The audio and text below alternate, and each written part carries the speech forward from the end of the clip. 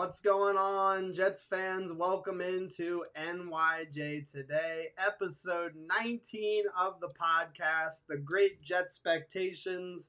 I got Mike, I got Chad. How you doing, boys? Let's hear from Chad first. I'm tired of hearing from Mike. Good, man. Glad to be here again. I'm getting ready to talk about some great expectations for the 2021 season. Can't wait. Sounds good. How about you, Mike? How you feeling tonight? I don't know what I'm doing here. I don't know why I'm messing with this chat. All they do is give me grief every day, every week. But it's good to be here. It's good to see everyone. I think we got some good topics. I know you got a lot of updates and topics you want to talk about. So got a couple things I want to go over. Yeah, I hope everyone's having a good week and getting ready for the summer months.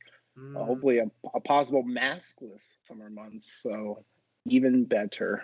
Yes, and I've already been to a couple of places maskless, and it's been glorious. I've enjoyed every minute of it. All right, so without any further ado, I want to give a little heads up. We are doing a 1K giveaway. It's for when we reach 1,000 subscribers. As long as we reach 1,000 by September 1st, we're going to give away this signed Wayne Chrebet mini helmet. And I'm going to pull it out so you guys can see it. It's ready to be shipped. It's got a nice box, nice packaging. And that's pretty sick. Yeah, so if you are on the fence and if you've been like watching the channel, stalking the channel, been thinking about subscribing, I would say if you're on the fence, go ahead and give yourself a chance to win the prize. I think it's a pretty good one. I had thought a long time about what to give, and I just felt like this was a cool gift. Not everybody has signed memorabilia. I don't have anything signed in my house. I do have some cool stuff, but not signed gear. So I have one signed item, and it's by the most random. Actually, I have one signed helmet, and then I have a Woody Johnson signed hat that I got from a preseason game like 10 years ago. But is the one Tony Bouha? No, it's Mike Nugent. Oh, okay. I have a Mike Nugent. Oh man, I have a Mike Nugent bobblehead. I don't know why. It's the most random thing, but I have a Mike Nugent signed mini helmet. Sweet. Somewhere in storage. I dig it. All right. The last thing I was going to go over before we start to take some voicemails, just want to show you guys again. This was in my last video. We had like 1,700 views on it. 86% of the people that watched are not subscribed. And that video's got like over 130 likes. It's very, very popular, and I appreciate all of that support. But guys, again, if you have not subscribed and if you're enjoying the videos, I'm asking you from the bottom of my Jets heart, subscribe to the channel. We would appreciate it. And anyway, you got to be like Shia LaBeouf. You got to give him the Shia LaBeouf motivation. Do it. Make your dreams come true. That is true. Anyways, we are going to go ahead and take the voicemails. The first one is from John from Yonkers, New York, and he's got a question for us on the panel. Hey, this is John from Yonkers. I love your show, dude. It's, I love your takes on the Jets. And I had a question for you. If you wanted to name one person on the one player on the offense and the defense that you think is a breakout candidate for this year, it doesn't matter what position. Just wanted to get your take on that. Have a great day. Go Jets. Want to thank John for calling and leaving that voice. Thanks, John. Questions are the best. That's my favorite type of voicemail is questions and just like general takes. Mike, go for it. What do you got? Offensive player, breakout player, who you got breaking out? Potential breakouts. Denzel Mims on the offense. I think he has a crazy high ceiling in terms of output on the offense, especially with an all-star, hopeful all-star. I don't want to count our chickens before they hatch. And Zach being back there, a lot of confidence in throwing the ball, a lot of confidence in the play calling. I don't think Mims had the right amount of looks from Sam or from Gase. So Mims is my breakout player. I should if I did runner-ups, like we do that. Sure. I don't want to cheat, but yeah, I'll cheat a little bit. I'm used to that. Chad knows that. But Mims is my breakout player. Runner-up for me would be, I say watch out what we do with Elijah Moore. I think Elijah Moore could have a very successful year. I know that's both on the wide receiver side, but I really do think we're going to be throwing that ball pretty aggressively. So I think the wide receiver core has been the most improved compared to last year, and I think it has the highest return on investment besides Zach. I mean, if anyone throws out Zach, I totally agree with you. I'm trying to go away from the usual. I think everyone is expecting Zach to not maybe go crazy, but at least put up good numbers. But I think realistically, I'm expecting a lot out of these wide receivers at that point. On the defensive side, to me, I don't think it's a groundbreaking. I'm expecting Carl Lawson to go crazy. I think he's going to. And then my thing is, and I hope it happens because everyone has heard me talk about how nervous I am about this linebacker crew, but I really hope CJ blows my mind and becomes the player of 2018. So, yeah, I'm hoping. There are a lot of people talking about CJ Mosley on Twitter. They're very excited to see him back in a Jets uniform at practice, and he seems like he's in good shape. Chad, what do you got? Offensive player, defensive player breakouts. Yeah, I appreciate the question, and this was actually, I had some notes for this for later on in the show, but I'll go ahead and get into it now. Yeah, potentially my sleeper pick for overall player for the whole team for next year, Jonathan Franklin-Meyers. I like him a lot. I think he showed a lot of flashes last year. I understand he only had 3 sacks last year, but sacks don't give the whole story of a interior lineman's effectiveness. At one point, or by the end of last season, he had pressure on 15% of eligible snaps, which was 3rd best in the NFL. And here's the thing. When he's going to be subbing in, he's going to be subbing in behind Quinnen Williams, behind Sheldon Rankins, behind Carl Lawson. I think that's going to afford him some more one-on-one opportunities. He played on the edge in the 3-4. We don't know at this point where he's going to be in a 4-3, especially if he's on the outside. I think he's going to get a lot more one-on-one opportunities. I like this guy a lot. He's going totally under the radar. I think he's poised to have a breakout season. Maybe not a Quinnen Williams type of season. I'm not going to say he's going to have double-digit sacks or anything, but I think John Franklin-Meyers, watch out for him. I think he's going to have a hell of a season coming up. And I mean, offensively, you can't go wrong with Mims. I'm not going to say Elijah Moore quite yet because we're going to talk about this later, but I don't think Jameson Crowder is done. But I feel relatively safe saying, if you consider the fact that Mims played 8-9 games last season, I think this is just like kind of like a second rookie year for him, if you will. So, yeah. So I mean, I think you can't go wrong with Mims as an offensive choice. All right, very cool. I'll try to go quick. So defensively, I feel like Bryce Hall, he's going to have a good year. We have a really solid pass rush. We have a really solid defensive line rotation. And although our secondary is young and perhaps could be a weakness, I think it's pretty safe to assume it's going to be a weakness this year. But if we're a legit top 10, top 5 defensive line. Some people think we're a top 5 defensive line. If we are, and if Quinnen Williams and Sheldon Rankins and Carl Lawson, Jonathan Franklin-Meyers, Bryce Huff, if all of these dudes start to perform well and we get after the quarterback, the secondary will benefit. And I think Bryce Hall, he's my candidate. I'm counting on the defensive line. I'm counting on the pass rush. He's my breakout on defense. And then on offense, I mean, it seems stupid to say, but I'm going to say it anyway just because I feel like he will truly break out. I think Mekhi Becton. He's now got a full year of NFL under him, and although he proved that he is a dominant force and could be a dominant force for a long time, he needed a year, I think, in the NFL to learn the game. He had some bad games, too. He played poorly against the Raiders. He let up a couple of sacks against Cleveland Farrell. So my candidate for offense is Mekhi Becton. I think he and Elijah Vera-Tucker could form the best left side for a very, very long time. And it's got me giddy. It's got me giddy. Love to see it. There's a couple of comments here. Nothing too crazy here. Straight Fire says Corey Davis is his breakout on offense. We will talk more about Corey.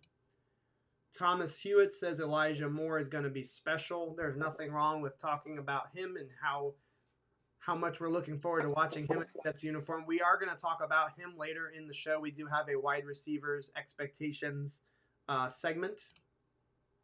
Straight Fire also points out that Ashton could have a lot of picks this year, and he thinks that the scheme suits him.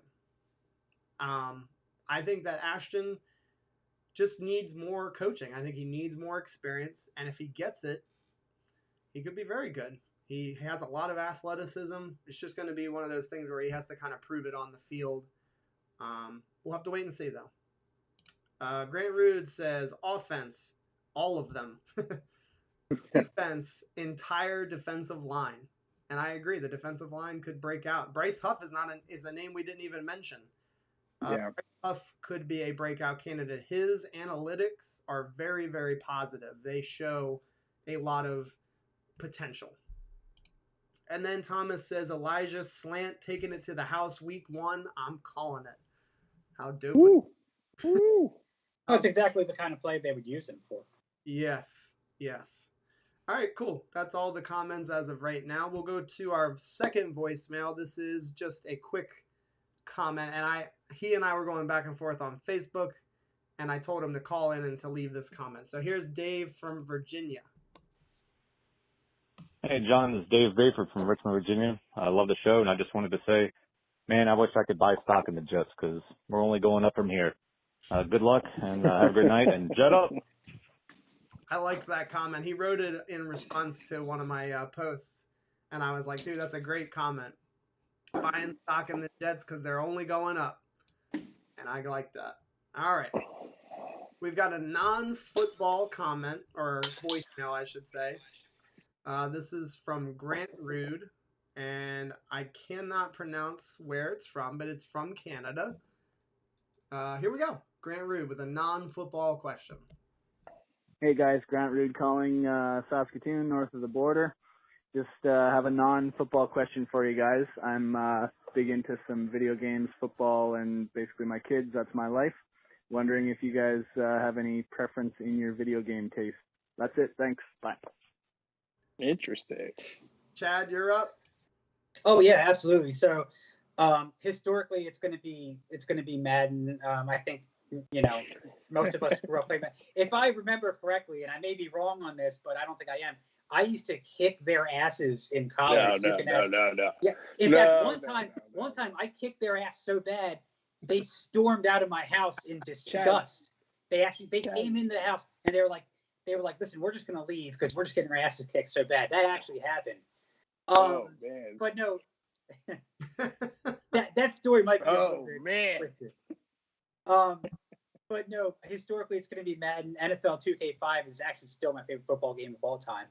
But then if you're going to talk I'm a PlayStation guy, so if you're going to talk my favorite franchises of all time, God of War, I dare say The Last of Us was one of my favorite franchises of all time. Recently, I've been into FIFA. I know nobody likes to talk about soccer here, but I've been really into FIFA lately and also NHL. So, yeah, I could talk video games all day if you want. And it's definitely a pastime of mine. Mike, you're up. I think I actually told him the games that you were interested in. He got excited, and that's why he called. So, what are your games, Mike? Oh man, I'm eclectic, baby. Anyone who knows me, when it comes to video games and music, I'll go toe to toe. I don't care what theme, what genre. I would say more than likely you're going to see me in the current space. You're going to see me on the shooter side right now. John knows this. I almost lost my mind to Destiny. Yeah, anyone who knows the Bungie Destiny game, that was crazy addictive. The D1, Destiny 2. Yeah. So I got my life back because of what Bungie messed up in that game. I love sport games. I will say that Madden, unfortunately, to me, the golden age of Madden was 2010 and before. I think that was the golden age for me of what Madden games are. Nothing against anyone who likes the new Madden games. especially the graphics of what they can do now. It's unbelievable. I do like where Chad is on the FIFA. FIFA 2010 is one of my favorite games. Just what you can do with those players. It was much more fluid than what you could do with Madden. NBA 2Ks, great game. Me and John were on the playground. One of the most frustrating things you can do is go on NBA 2K and play on the playground. Anyone who hasn't done that, don't. Because the neighborhood. Oh, the neighborhood. It's all right. What's the playground's Madden side. I think that's what they call that. Also love a good adventure game with Chad. Last of Us is an unbelievable game. And I'm going to call it here's a game I'll call out. Journey. Anyone who hasn't played Journey, a very short, maybe like an hour and a half playthrough. If you want to experience, play that game. Is that a PlayStation exclusive? Okay, but yeah, I would say on the shooter side, and I'll get down on Warzone. Anyone playing Warzone, I'll get down with you. Don't worry, I'll be on those sticks. But anyway, yeah, so I'll play anything now. Yep. There really isn't anything they didn't say. I'll throw out Elder Scrolls games. Elder Scrolls. Ooh, that's a good one. And I'm looking forward to the new Bethesda game where it's in space. That's like a space RPG. Oh yeah. Very, very intrigued. Starfield. Yes, Starfield. I'm very intrigued by that. I'm hoping to hear more about it. So I love the open world games, and I also do love basketball, NBA 2K, and I really love Madden. So it's got to be Madden franchise, though. If you're not a franchise freak, then no thanks. Should we give them a secret? How we used to play franchise mode? Remember, we used to do All-Star. What was it called? It was called All-Star Madden franchise. What was that called? Where you could draft any player in the league. I can't remember what they called it, John. The fantasy draft. Fantasy draft. And so what we do is we would be defensive coordinator, offensive coordinator. So every side of the ball we'd give the controller over, and it was awesome because you didn't have that control, which meant if your buddy, if he was not doing good on offense, because he always played offense and I always did defense. If he wasn't doing good on offense, then I had to step up, right? And it did. No, it was always the opposite. What are you talking about, dude? I had to use Brian Urlacher like 5 times to do a fourth down stop. So I don't want to hear that, but that's a pretty awesome thing to do. A pretty awesome game. Yep. All right, we've got through our voicemails, and I'm actually going to add a 4th member to this call. I'm hoping that Mr. Straight Fire is on the line. Straight Fire, I've added you to the call, so whenever you're ready, pop on in and give us a shout, because we're ready to take your call right now live on the show. Anyway, we will, while we're waiting for him, we will open it up to the first discussion topic for the night. And the first one is wide receiver expectations. And so I'm going to just go one question at a time because it's too broad of a topic to just be like, what's the wide receiver expectations? So my first question to you, it's a pretty simple one. Will Corey Davis become a 1,000-plus yard receiver? He was just shy of that last year, 984 yards. Will he become a 1,000-yard receiver this coming season? Chad, it's to you, buddy. Do I want that to happen? Absolutely. No, will it happen? No. Oh, you not said this, no. It's not.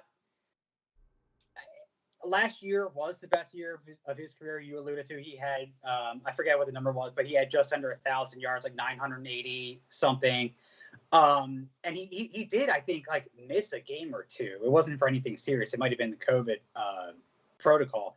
But no, unfortunately, I don't see it happening this year. I don't think that we're going to be giving him enough opportunities. I don't see us running that kind of offense. I think right. Well, I think maybe the 600 to 800, this sort of 600 to 800 yard range might not be out of the question. But 1,000, maybe in 22, but I don't quite see it in 21. I'm glad you're not a homer and you take it, you're taking all of the factors in. So, Mike, what do you think? 1,000 yards. He was just shy last year, 65 receptions, 984 yards, 15.1 yards per catch, 5 touchdowns. I think I won't be surprised if he does. I'm predicting him to land somewhere around what he did last year, which is still a great season. 800 to 900, I think is where he is. And the only reason I say that is because I'm expecting LaFleur. I think we talked about this last episode, which was he's going to maximize every resource. This isn't going to be an Adam Gase situation where we see, Herndon and Crowder targeted every time, and I'm hoping, again, this is knock on stuff, that Zach isn't forcing throws, which means, if Corey's not there, then he's going to check down and he's going to look for the open target. He's going to look for the smart read, and that might bring Corey down. But Corey's going to have his plays, and the only reason I didn't have him as my runner-up and I had Elijah on breakout player, because I agree with Straight Fire. I think he is going to be one of the dominant receivers. Is I kind of have a higher expectation for out of Corey. So for me, when I was defining breakout, I think Chad was alluding to this. Like, what is our definition of breakout? Breakout to me is from my side is someone who you would not expect to go to be that productive.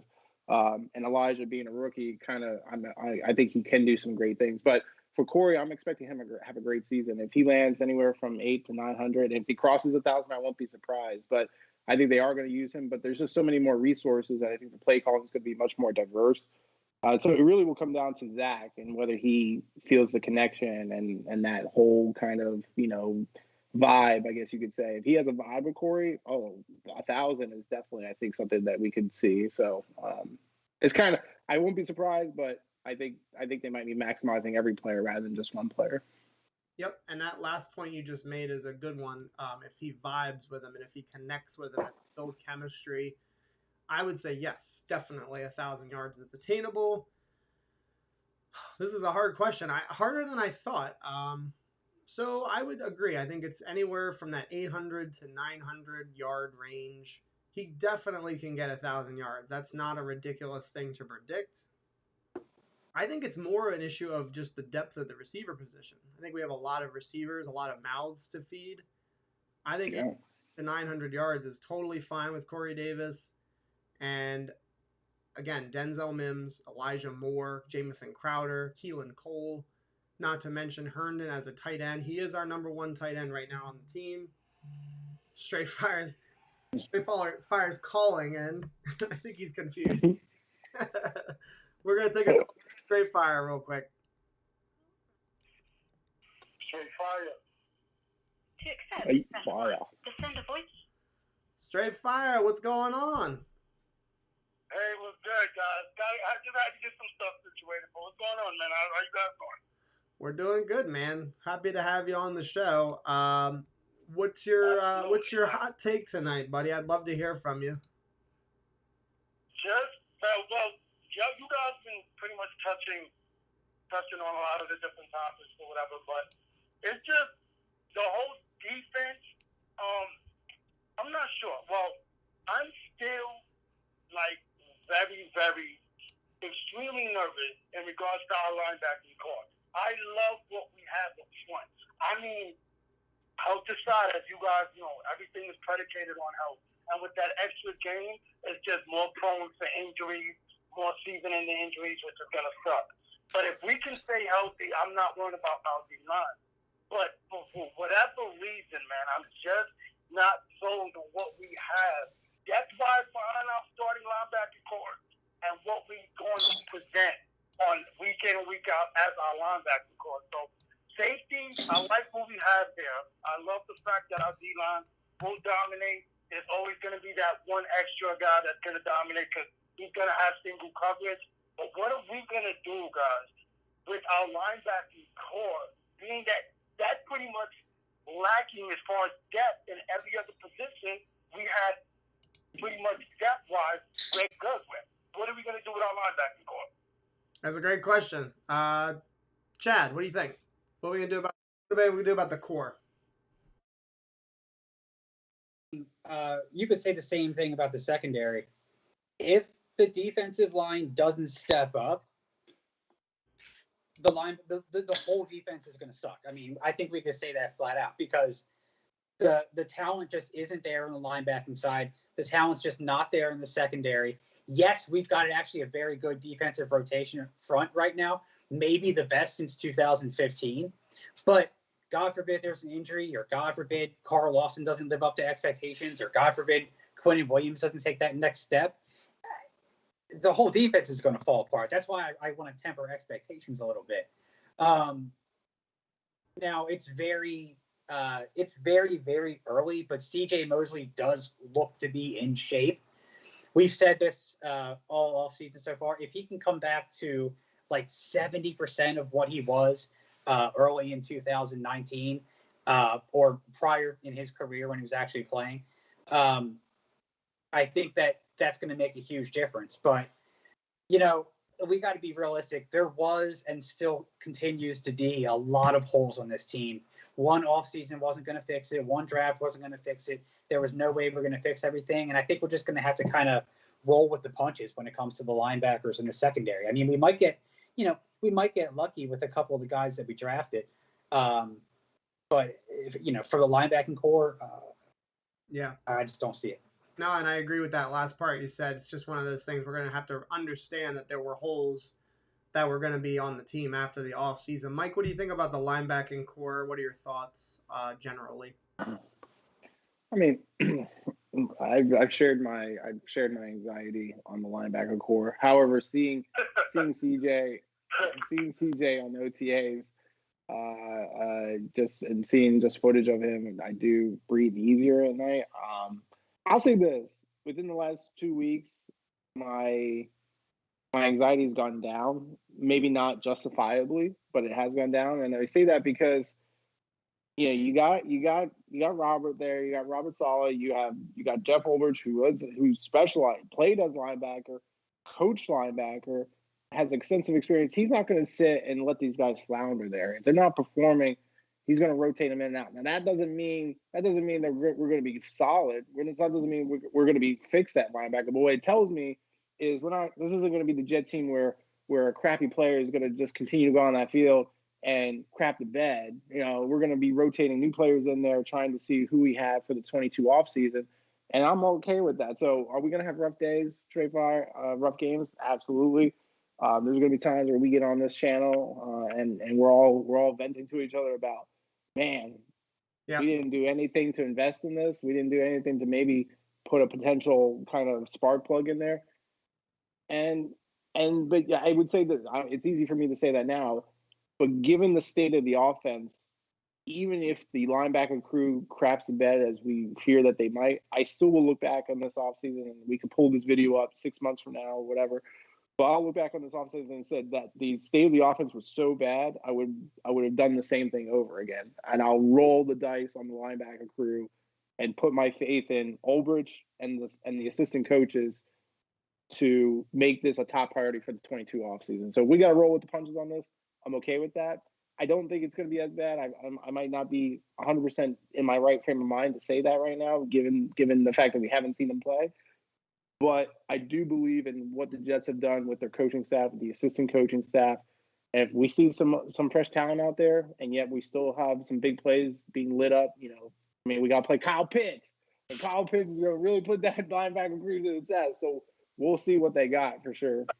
All right, real quick. So that was a good point you made. Jeff Ulbrich does matter. He was a really, really good linebacker coach in Atlanta.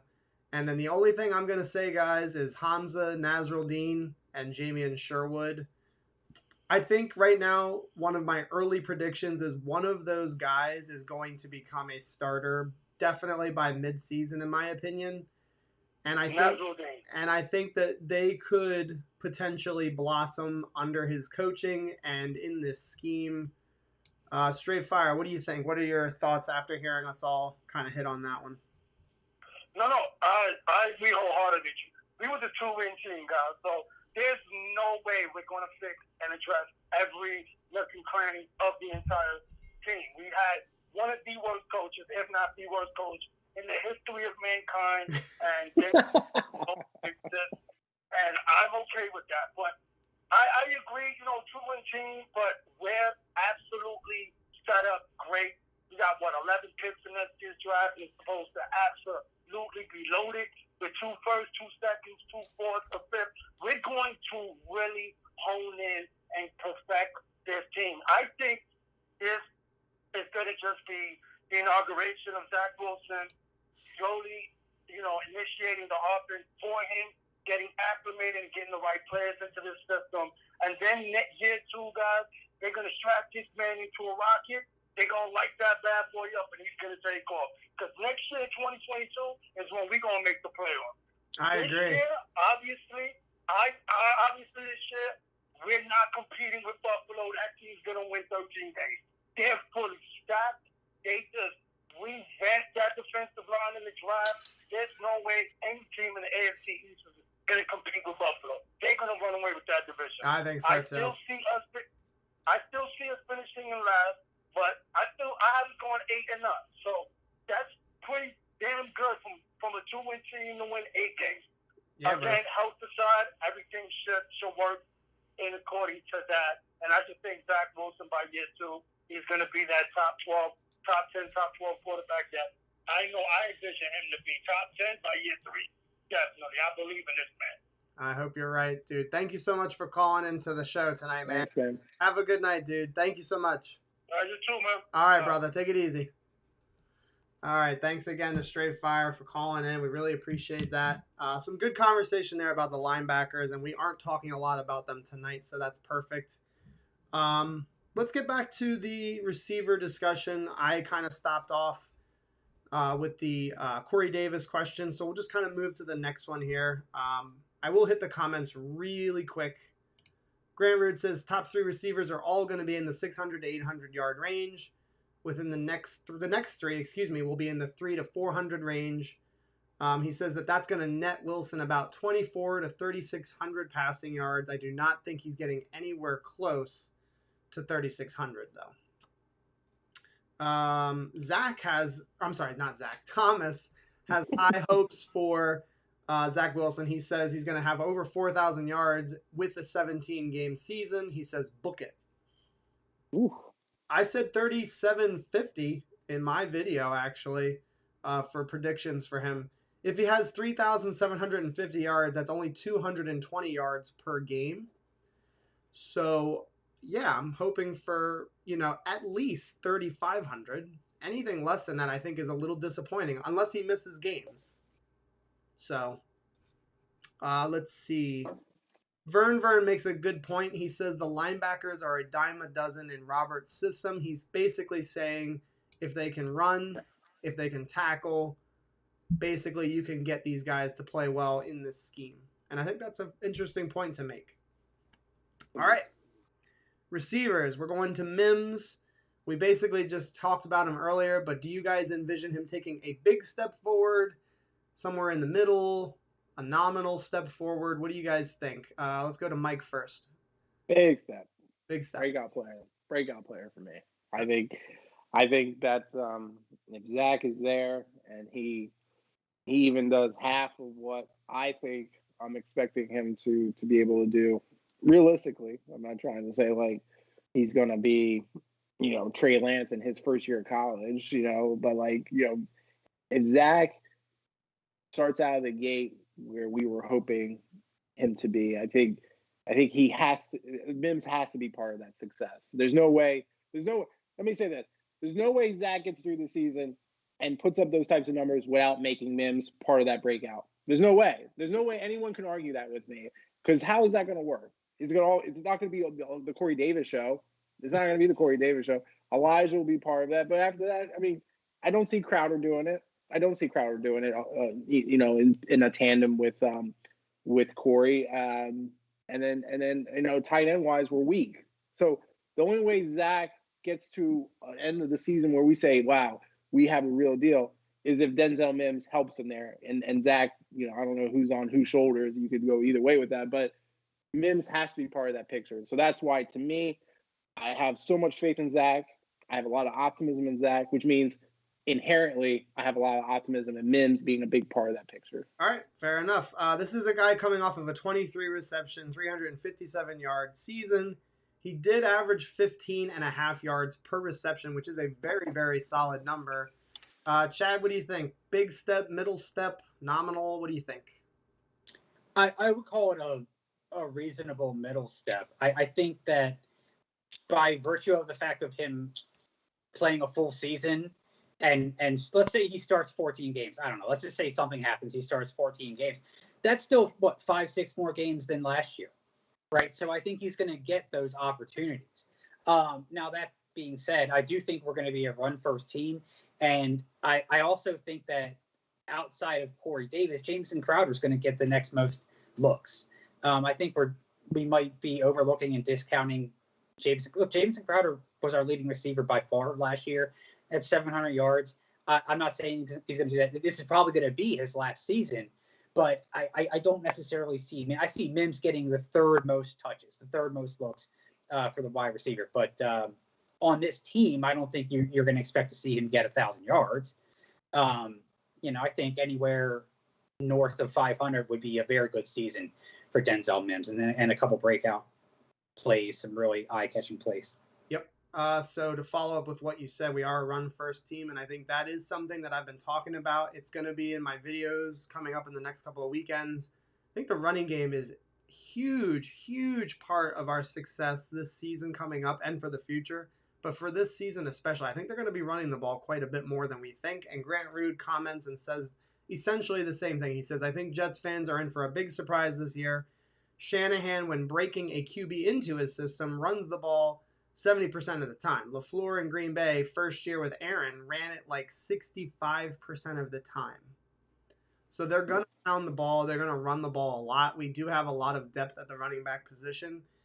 It would not make me unhappy at all if we were a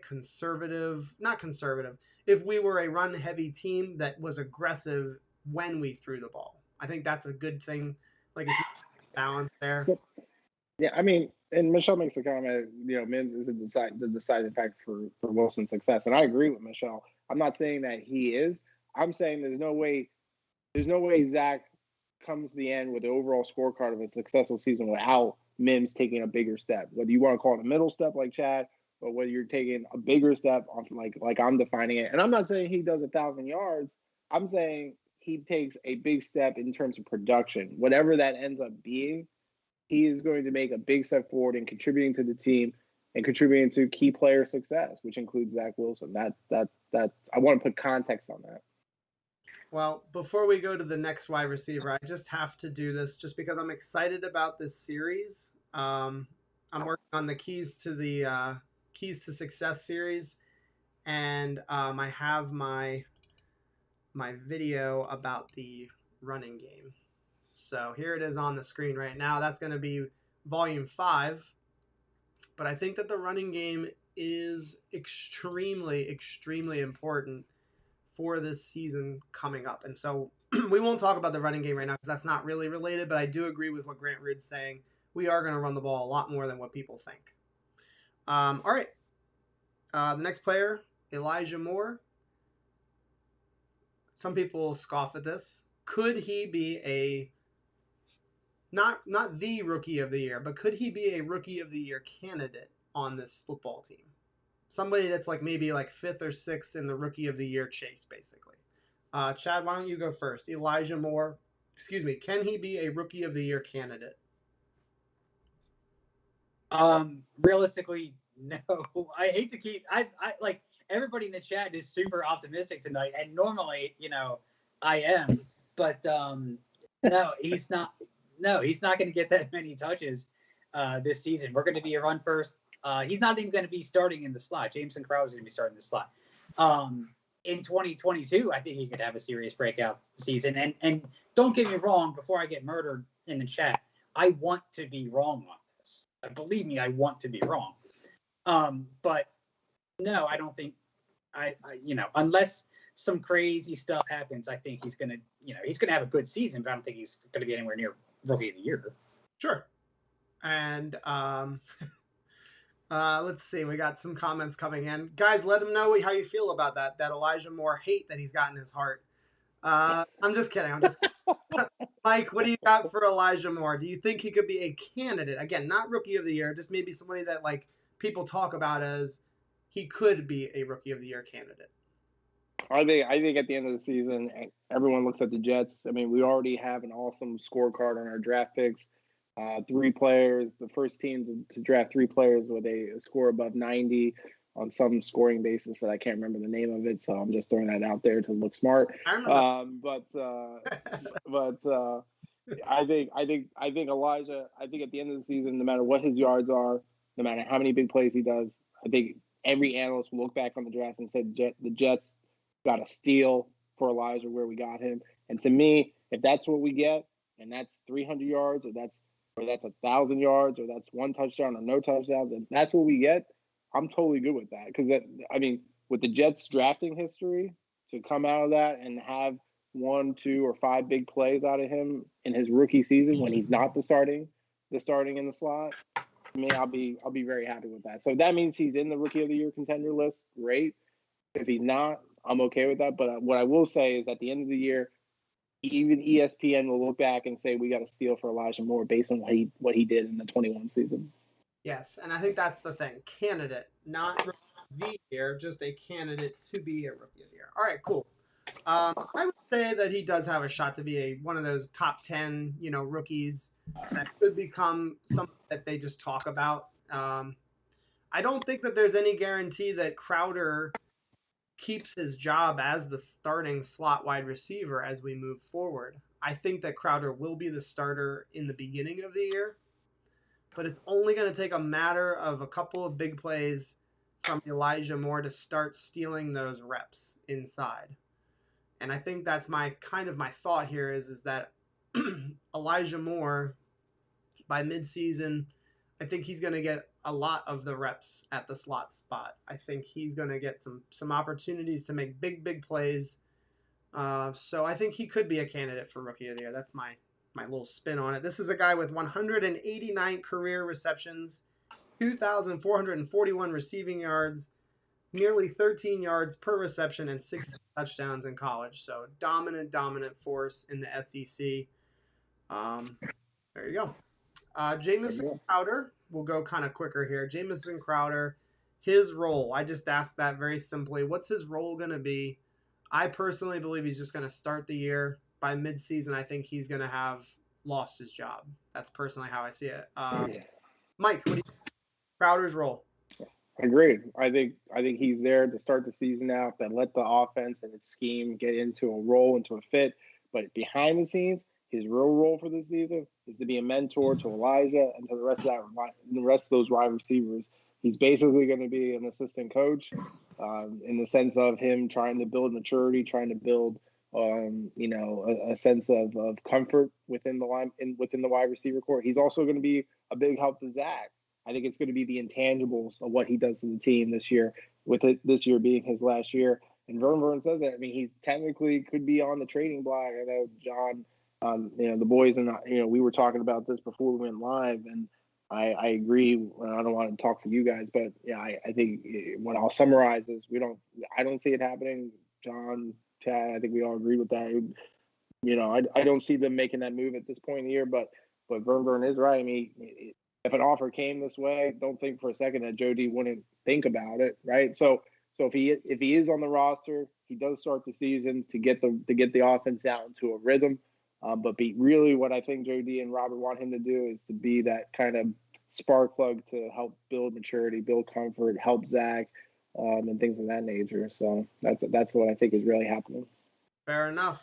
Real quick, we got like 25 people in the room right now. Go ahead and like the stream if you're enjoying the video so far, guys. And if you're new and you're watching this live in the stream, or if you're watching it after the stream airs, consider subscribing. We are going to give away the signed Wayne Corbett mini helmet. If you missed that part, I did show the helmet at the beginning of the stream.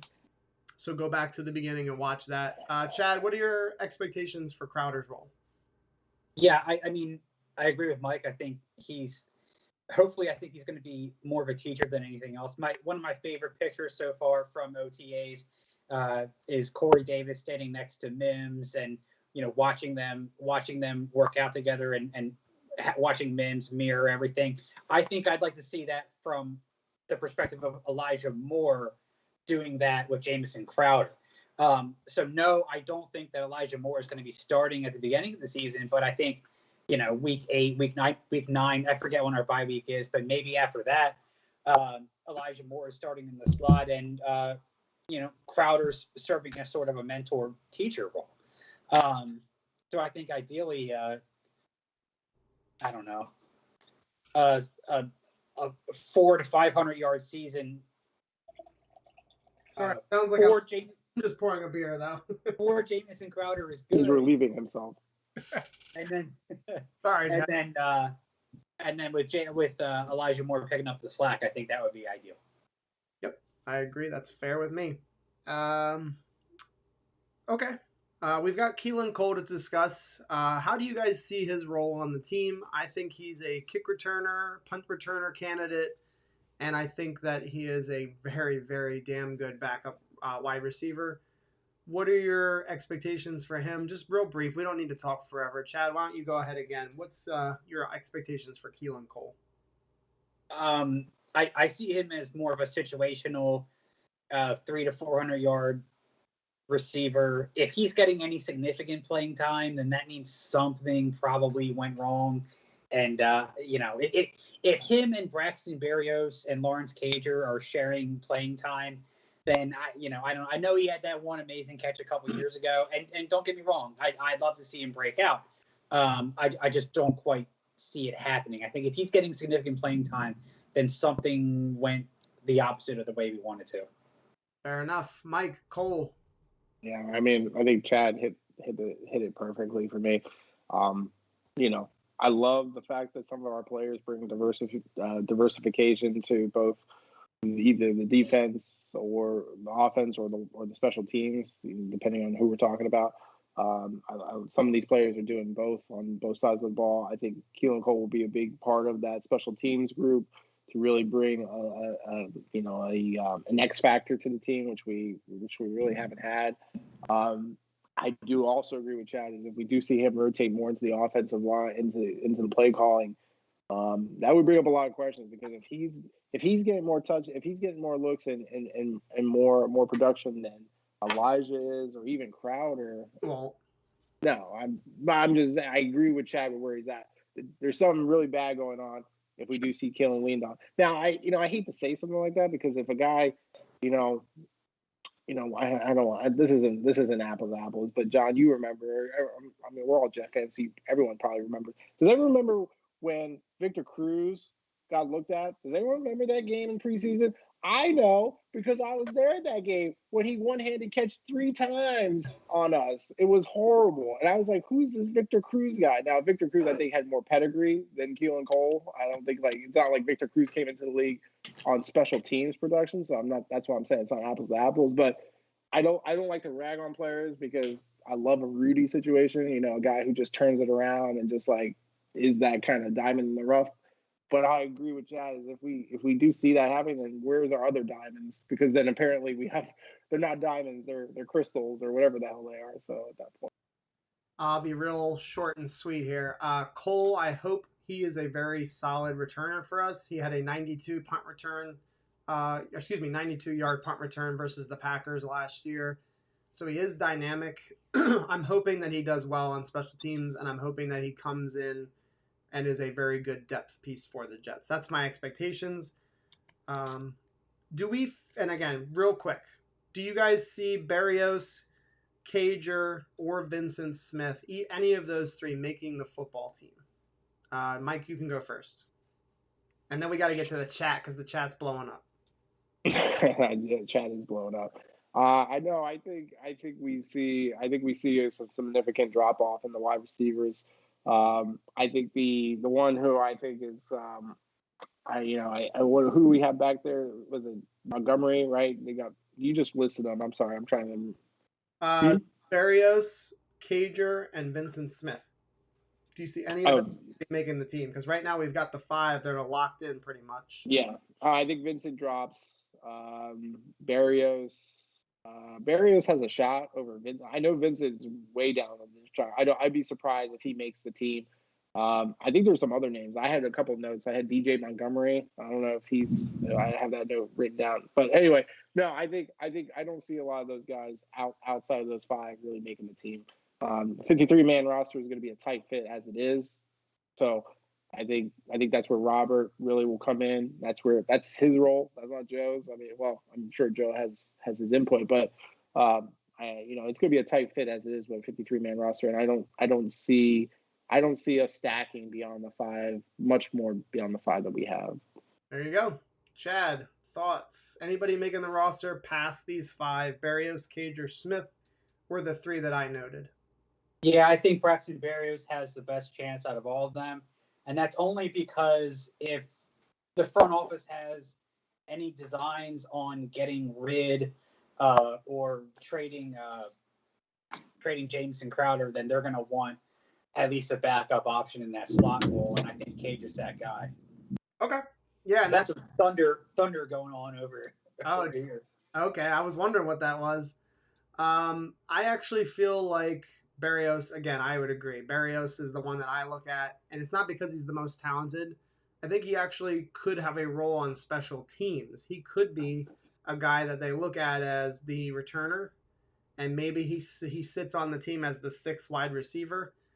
But I think it would be smart if the Jets just had 5 on the 53-man roster, kind of like what Mike was suggesting. That's a tight fit. You have 53 players, and 6 of them are receivers. That's a lot. Chivas.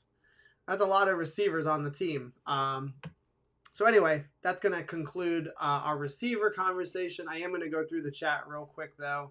There is a lot of conversation. So Vern says, if we run some 4 wide receiver with Crowder and Moore, that could be deadly. And I think that's definitely my thinking, is Mims and Davis on the outside, Crowder and Moore on the inside. You can work with that, definitely. Thomas throwing some shade at Chad. He says, Jamison Crowder is no Elijah Moore? Seriously? Yep. Go easy on him. Yeah, no, he's good. Grant Rude says, yep, you can go ahead and put Moore into the Keys to Success video. Moore will have Crowder's job and then some before week 4. Strong statement. I think by week 8, I think that's when he'll really take over. I think Elijah's going to be in the game plan no matter. All right. Vern says Crowder is still a trade candidate. Will still be during the season. Let's see. Grant Rude says Elijah Moore is going to be breaking defenders' ankles. He's such a good route runner with so much twitch and speed. Great hands, yak potential. And that's why I love him. I think he's a lot more explosive than Jamison Crowder is, in my opinion. And I agree with Straight Fire. He says, I still want to keep Crowder. I don't see them trading him. He was still productive last year. Let's see. I don't see 4 wide happening once. If I'm wrong, Davis, Mims, Moore, Cole would more than likely be okay. Vern agrees that Cole is a big sleeper. And I think what he means by that is he thinks he has a lot of potential. Let's see. Grant Rude says Cole is the insurance if Davis or Mims gets hurt. Maybe gets the play here and there. Okay. Wicked, what's going on, man? It's good to see you in the chat. Let me get a little Mario coin for you there, buddy. It's good to see you. He says, call me crazy, but I thought that maybe Elijah Moore could have been the one returning punts for us. He very well could. But if he's going to be a prevalent part of the offense, I think that Moore could be the returner early in the season. And then once he starts to get some of these reps on offense, he's going to start making big plays. And I think the Jets are going to kind of wean him off of special teams. That's where I think Cole comes in handy. That's where Berrios comes in handy. Excuse me. All right, let's see. Lots of chat. Gumball says, someone's dog barking? Yes, that was my dog making an appearance. Yep, no worries. You can never have enough playmakers.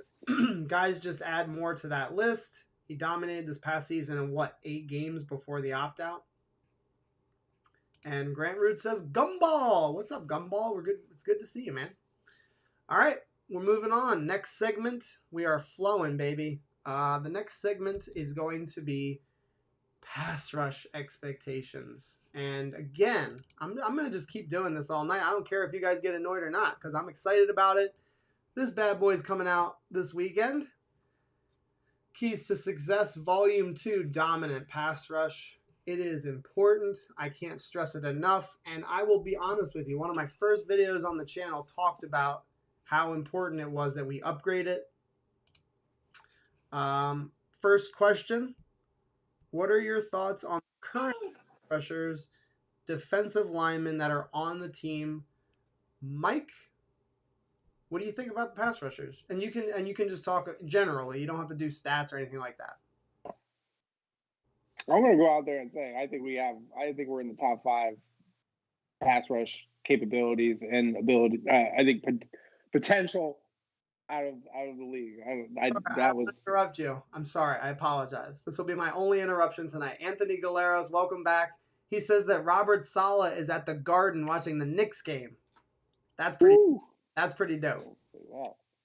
I'm pissed that we're streaming right now. I actually wanted to watch that game. Mike, good. My bad. I think I am so excited to see this line perform. I'm so excited to see them perform with Robert there. I mean, Jeff will be calling plays. I get that. Robert there to be that spark plug of the all gas, no break. I think that's exactly what this D-line is going to be. It's going to be all gas, baby, and they are going to bring it every Sunday. I mean, if you look at it across, Carl, you got Lawson, you got Sheldon Rankins, you got Quinnen Williams. I want Quinnen to eat this year. I want him to eat. And so I think and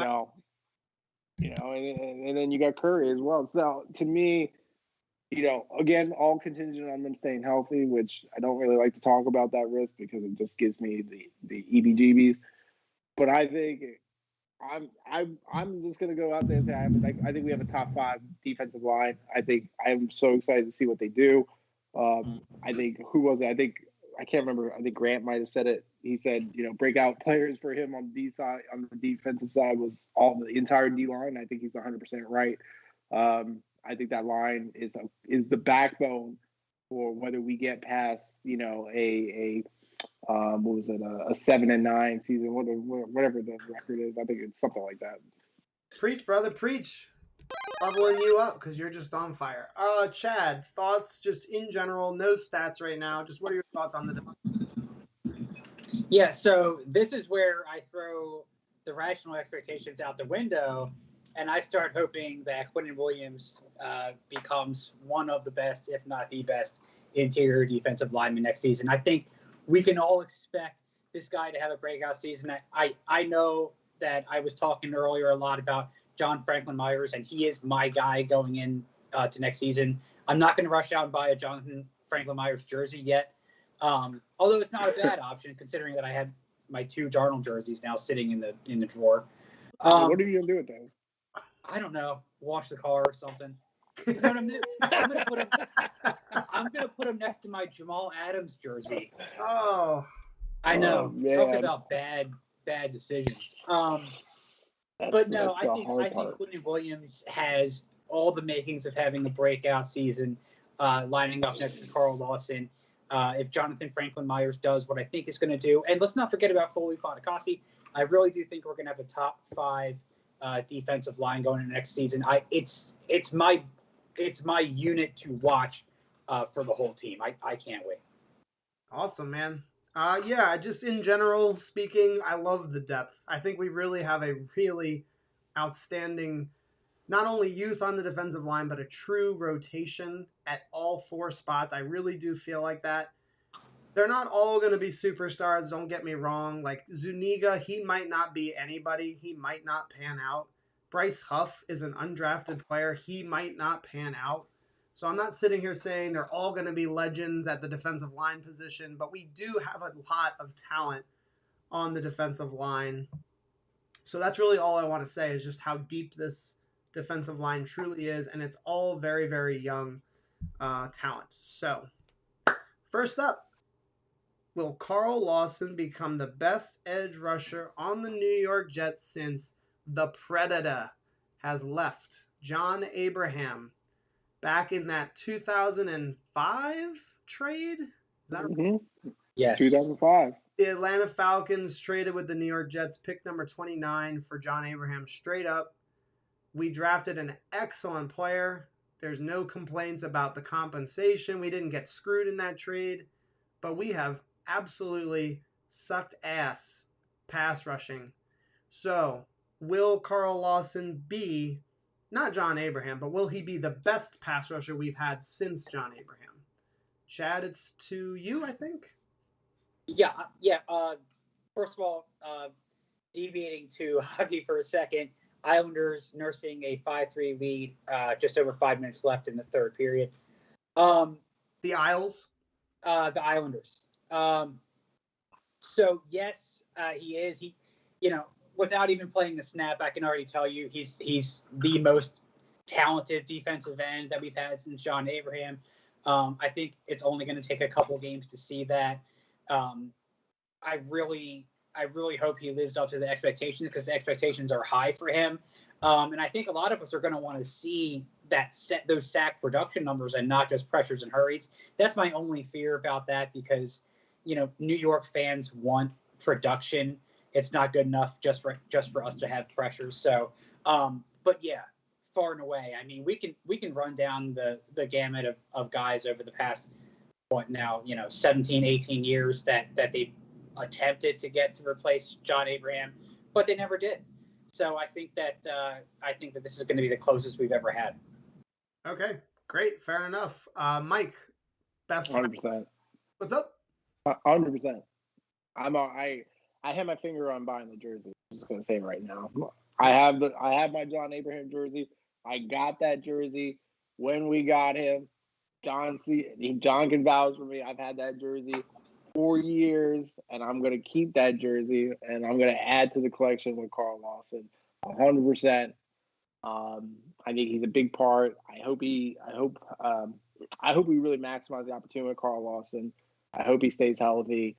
Obviously, that was the one thing that plagued John Abraham. Anyone who knows John Abraham knows that he was never there for us in the postseason. That was always the biggest problem with John Abraham. He lit up the regular season, but when we got into the postseason, I can't remember what it was. I think it was, I want to say shoulder, Chad. You might recall.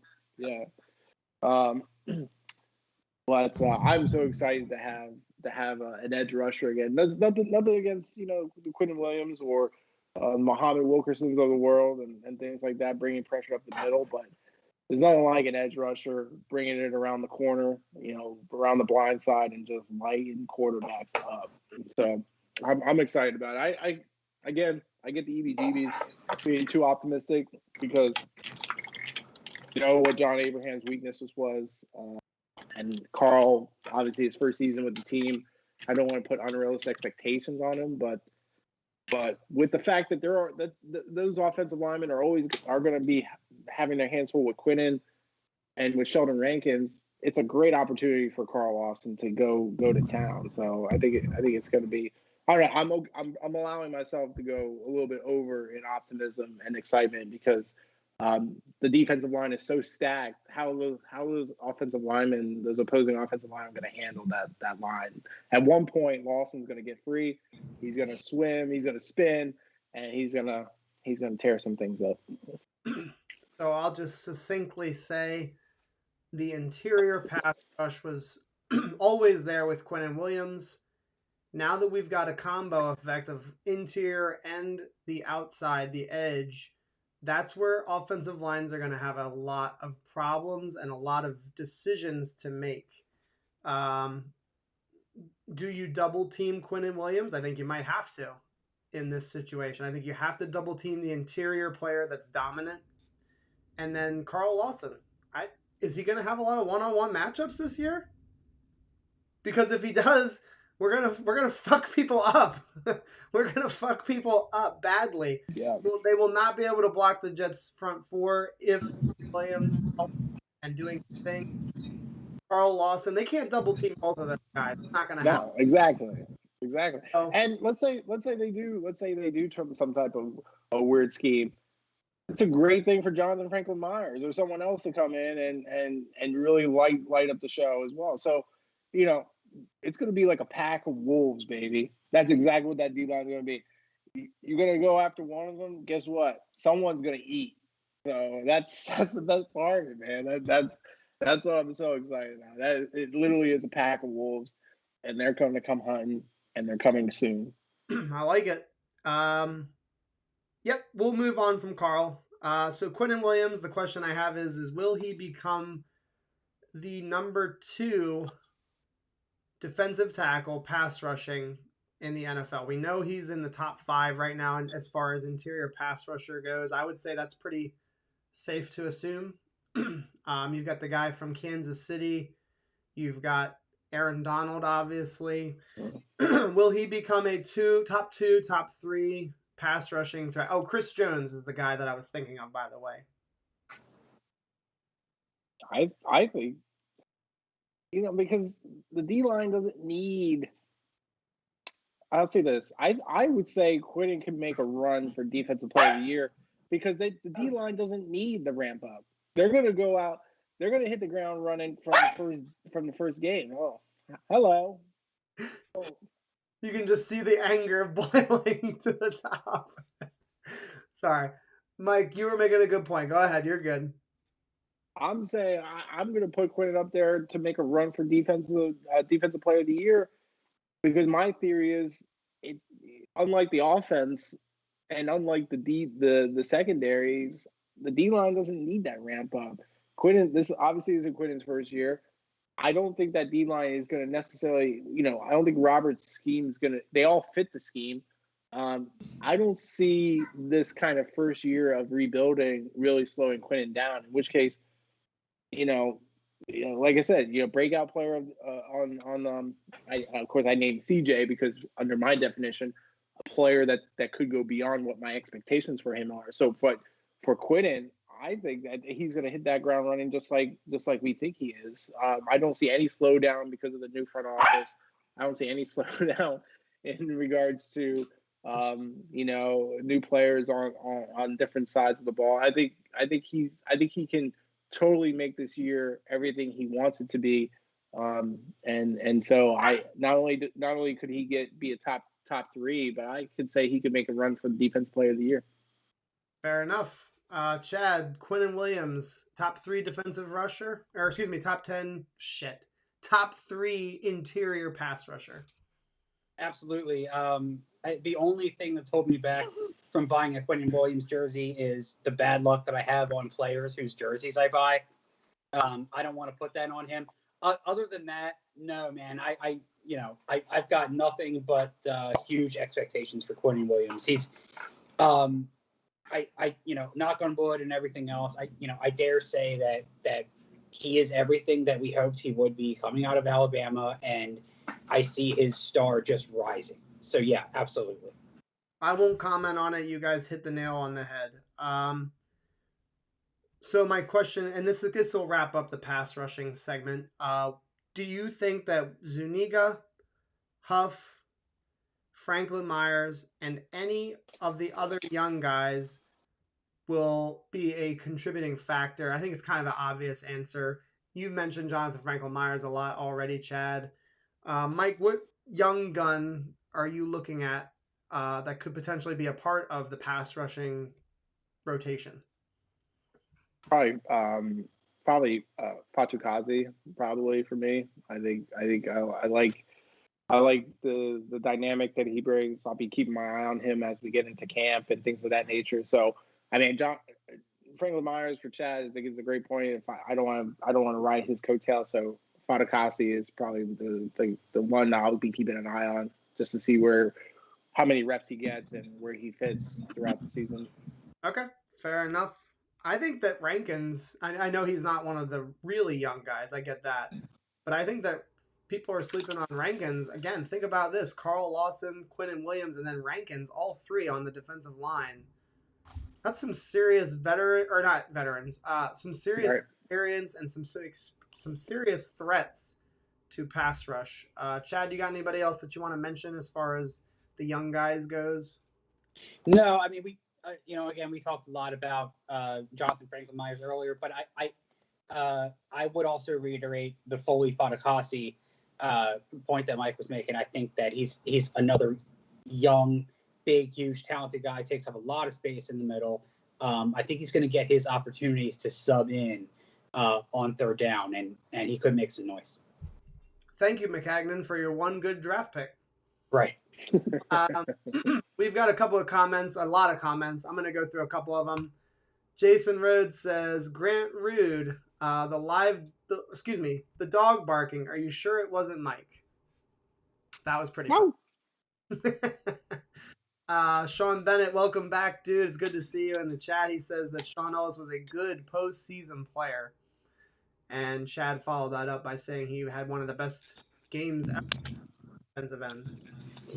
That's true. I mean, he did. I mean, I don't want to say single-handedly, but almost single-handedly. I mean, the game against the Patriots postseason 2011, he sacked Tom Brady 5 times, if I'm remembering that correctly, and he was in his face the entire night.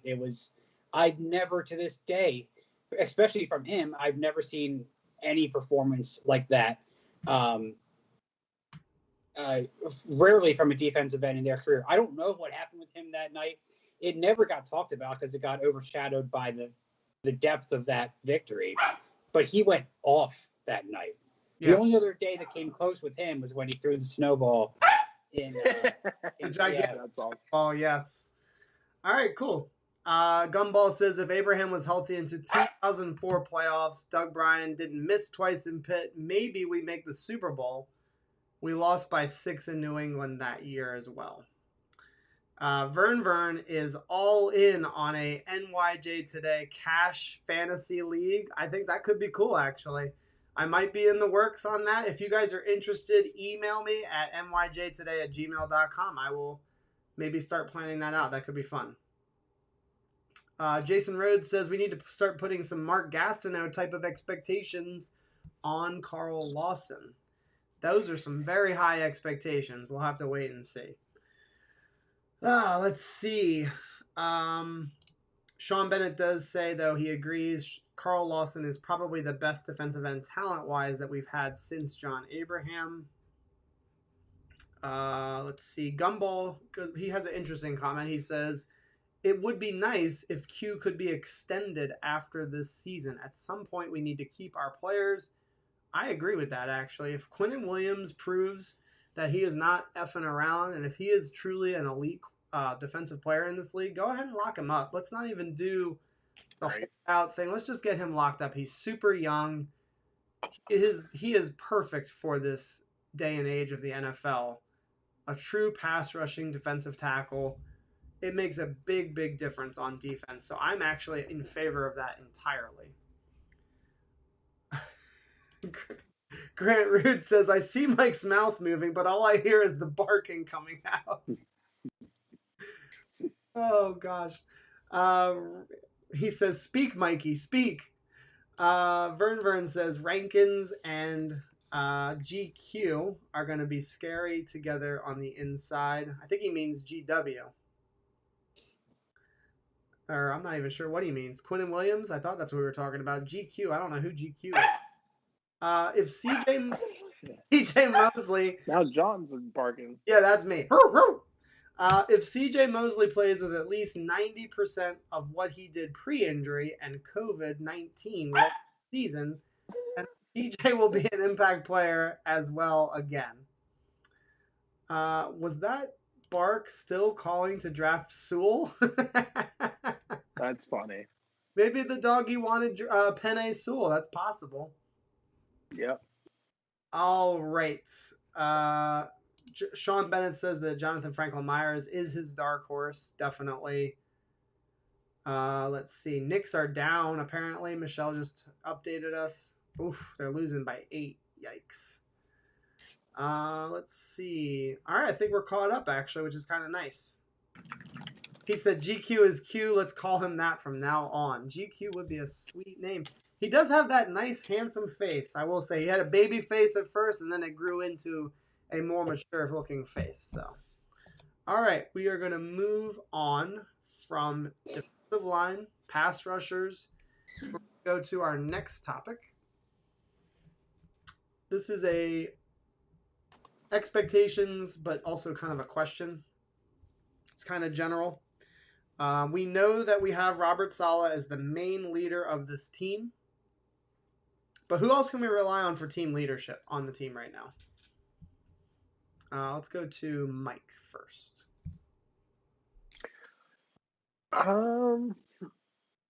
Yeah, so that's a good question. That's a great question. And I think that to me, I think I tried to hit on it last week, which was I strongly encourage everyone in your spare time to go in and look at the coaching staff beyond the coordinators and the head coach, and look at some of the plays and some of the key additions they're making there.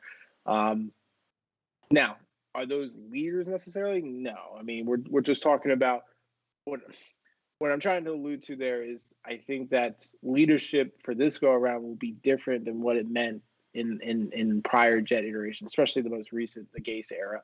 Is that in the Gase era, what was the most apparent thing that we saw? No one had the same vision. No one believed in really the head coach, the front office, or even there was even difference in visions within each side of the ball in terms of the assistant staff and their coordinator.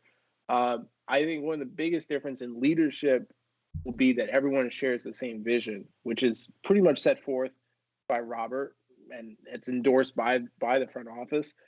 And the assistant coaches are the living embodiment of that on the day-to-day, dealing with the players, dealing with all the other ancillary duties that they have. So to me, that's the biggest point on leadership that I want to make, not necessarily who's going to be the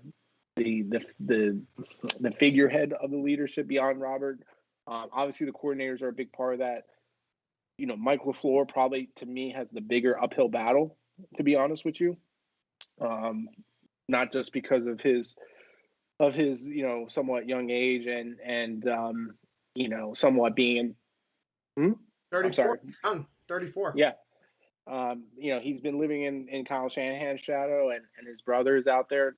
I'm sure LaFleur would probably tell me to go F off if he heard me say that. So, hey, he might come in and take command from day one, but I do think that he has probably the biggest uphill battle to go, especially maybe with some of the personalities on the offensive side of the ball. What about play? But I think that's where I think LaFleur is smart. I think LaFleur is going to leverage some of the key points that we've made over the last few weeks, even as of tonight, such as, talking with Jamison Crowder and saying, Jamison, I can't do this without you. This team can't get up and be ready to play every Sunday if we don't leverage your experience, your lessons learned and things of that nature. Even Corey, even going to, other players like Becton and being like, hey, Vera-Tucker is going to need your guidance. He's going to need your help. Treat him like a little brother. And, so it's going to be a more cohesive leadership style than what we saw with the circus that we had the last 2 years. So I don't think it will be one key piece. I think it's going to be the collective sharing the same vision, kind of like an ant colony. Everyone will be marching in the same direction under the same tune, like I said, versus the Cirque du Soleil that we saw over the last couple of years. All right, Chad, what do you got? Who else can we? Yeah, one of the best interviews I ever heard came out last year, and I forget what podcast it's on. I'll post it somewhere when I remember, but it was with Nick Mangold, and he was talking about losing veteran leadership within the team. And I agree with that. I don't look for coaches to be leaders. I look for players to be leaders. So Nick Mangold talked about how veteran leadership set the tone for those successful teams in 2009, 2010. If a player came in and they were fucking around, they had to answer to DeBrickashaw. They had to answer to Willie Colon. They had to answer to Sean Ellis. And then we lost that. We lost those guys over the next few years, and we never replaced them. So while the head coaches can be great and the coordinators can be great, the players are watching each other. So if CJ Mosley can be half of the culture changer that Adam Gase said he was going to be a couple years ago, then I need him to step up. if Corey Davis is going to come in and be the veteran wide receiver, even though it's his first year here, I need him to step up. I need him to show everybody else how it's going to be done. That's the kind of stuff that I want to see. And yeah, you know what? Becton too. Becton's really vocal on social media. I like his presence. I know it's only his second year, but if he wants to step up and lead the offensive line and take charge of it, I'm all for it. That's what we need to see. We need to see vocal veteran leadership on the team, on the field. Coaches can only coach. Players play. Sean just gave you a 100, Chad. He says he likes what you were preaching there. Yeah, honestly, it's one of the questions that I was going to use for later, but I can just throw it out there now. I'm a little bit concerned about the players on the team being leaders.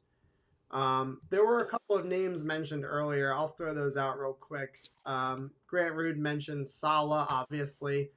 He mentioned Brant Boyer, which is also another coach, special teams coach. Sheldon Rankins, he throws out there. Tevin Coleman, Lamarcus Joyner, Dan Feeney, and he says his beer can as well. But I'm a little worried about that. I think CJ Mosley, I don't know if he's a vocal leader, and we don't necessarily need vocal leaders, rah-rah guys, but I worry a little bit about, if the team's losing, who's going to be the one that speaks up and says, don't start selling it out, don't mail it in, like, keep playing your ass off, we need to make plays happen, we're down, but we're not out kind of stuff. And I just worry a little bit about that. I think Marcus May is somebody that we can count on. That's a good point. Yeah, he was one of the guys that was vocal with Greg Williams' bullshit that he did last year at the end of that Raiders game. He spoke up for the team, and I think that takes some balls, because that kind of stuff can backfire. Like, it worked out. Obviously, like, the team reacted well. The heads of the organization reacted well to his comments, but that kind of stuff can backfire. And sometimes being a leader is saying things that are uncomfortable and doing things that are uncomfortable. So I think Marcus May kind of showed that he can be a leader. I'm just hopeful that he is re-signed soon so that we can kind of move past that and just kind of make him a captain right away. Because I feel like he has captain written all over him. And although he's not a rah-rah guy, I think he's perfect to fill in that leadership role on the field. Definitely agree with you, Chad. CJ Mosley, he's been out for a while, but we should be counting on him to be a leader. He is a veteran, even though he hasn't played in a while. He is a veteran in the league. He's a very successful player when he was playing. We need him to step up. And again, I liked what Vern said. Becton's time to step up. Our leaders have traditionally been on the O-line. Mawai, Mangold, DeBerkeshaw. There's a bunch of them. And he's absolutely right. I would love it if Becton became a leader. And I think he showed signs of that early. Do you remember when I think it was versus the 49ers, actually. He blocked somebody, just blitzed the shit out of him, put him on his ass, and he was pointing to the ground, basically saying, "Run on my side," and yelling at his coaching staff. As like a second or third game of the season in his rookie year, he said, "You run the ball behind my ass." And I think that shows leadership, that shows swagger. I think absolutely Becton, again, he was my candidate for a breakout this year. I think he should become a leader on the team, no doubt. Well, that's what Joe Douglas preaches all the time, right? Culture. I mean, maybe, and I haven't seen too many interviews with ABT, but maybe that's what Joe saw in him that made him want to just trade up. Should we be concerned that we're not talking Zach? No. Okay. Because I'm very optimistic on Zach as far as a leader. I made a video on it a couple of weeks back. He's showing great signs. The problem is as a rookie quarterback, he already mentioned it, and it's just the facts. He can't go in there and act like I'm the man. Right. He's got to do something to earn that role. And he will earn. I would imagine that he's going to earn that role pretty quickly, but he has to earn it. He can't be given the leadership keys just because he was drafted second overall. And the players they're not going to be looking to him early on until he's done something worth, following him, basically. We got like 29 people in here, guys. If you have not hit the like button, please go ahead and hit the like button on this stream. Hope you're enjoying the show so far. This is a blast as always. We've got some comments, and then I'll move to our next part. So Anthony Galero says, watch LaFleur be just as good as Shanahan. That would be incredible. Ooh, that would be Shanahan, crazy. number 1, number 2, number 3 type of offensive mind in the NFL. Even if LaFleur was a top 10, that's fantastic. I would love it. Let's see. Sean Bennett points out Mekhi Becton's tweet the other day. Mekhi Becton tweeted out a picture of him and Elijah Vera-Tucker, and he said it's going to be the next Jordan and Pippen. Could you imagine if these guys become all pros on the left side? I tweeted about it a couple of hours before the stream. I mean, that shit would be ridiculous if we've got 2 all pros on the left side. Yikes. Wicked Thomas, just trying to sort through here real quick. Ooh, the Knicks are getting stomped. I think the Knicks are going to be one and done, guys. I don't think they'll make it out of the first round. It was a good year for them though, just because they're losing in the playoffs. Thomas Hewitt mentions Marcus May, definitely. Michelle, she's not going to let it go. She says, I wish we had Sherman. I agree. Sherman would be a great leader. Sean Bennett says CJ Mosley is a field general. You got to hope so. Yeah, I agree. Sherman would be a leader in the secondary. Let's see. GQ, take the next step to Aaron Donald's status. Can he lead? That's a good question. I don't know if Quinnen Williams is that type of player. I could be wrong on that. But do you guys see Quinnen Williams as a dude that could be a leader on the defense? I mean, I could be totally wrong in my assessment. I could see that. I don't necessarily see him doing the rah-rah stuff on the sideline, but that being lead said, by example. Right. He very well maybe he might, for all we know, he might be a leader on the practice field in the weight room. You know, we don't know. So in that sense, yes. Yeah. I mean, if anyone knows, here you go. I might get slack for this. If anyone follows wrestling from back in the day, you would know that The Undertaker was by far the locker room leader. And he wasn't a rah-rah guy. He led by example by what he went out and did in the ring. And that's what I think Quinnen Williams would do. So he'd be our Undertaker. Damn. Who in that scenario is Paul Bearer? Me. Okay. Okay, Michelle says, I love him, but I don't see it. He's kind of goofy. And that's kind of what I think. I'm not disrespecting the guy. He's fantastic. Seems like a really nice kid. I just don't see him as a leader, but it could eventually evolve into that kind of role. No doubt. We mentioned Mekhi Becton. We've mentioned Zach Wilson, Marcus May, CJ Mosley. Are there any other young guys on the team that could maybe turn into some leaders? And then we can ditch this topic after this. I think Bryce on the secondary. Bryce Hall? Yeah. He's a smart kid. I can see that. Yeah, smart kid, team captain at Virginia, definitely. Chad, who you got? Team leader, young guy. Yeah, I could see Bryce in the secondary. Beyond that, I'm just waiting for somebody to step up. It's the field is wide open for anybody to step up. I mean, there's a lot of youth on this team, so it could be anyone. Yep. This is a very similar situation to what San Fran was in when Robert got there. There wasn't. You had I take that back. On the linebacker side for San Fran, they had what's his name? Patrick. Dude, what was that? What was their all-star linebacker's name? Middle linebacker. He played for San Fran for years. I can't. Patrick Willis. Patrick Willis. I think Patrick Willis was there when Robert first got there. I might be wrong about that, actually. I can't remember. That was before that. That was before that? Yeah. I was thinking about it. He was a young guy. They drafted him, and he became a leader, definitely. Navarro Bowman was also on that team as well. Patrick Willis and Navarro Bowman were freaking ridiculous at the linebacker spots. So, all right, cool. I would throw potentially a lead by example guy, Denzel Mims. He is very quiet. And he's quiet on the field. He doesn't do a lot of rah-rah BS. I think he could be a potentially good lead by example kind of player on offense. Somebody that maybe people don't talk about as a potential leader. Could definitely see that for him for sure. Okay, we are on to the last topic of the night. And since we are on the last topic of the night, guys, just going to remind you, feel like calling in, do it. If you're new to the show, if you're just watching us for the first time, feel free to call in. We would love to hear your takes. Guys, we do not get a lot of voicemails. We had 3 this week. We would love to have a weekly opening of the show where we have a couple of voicemails from you guys.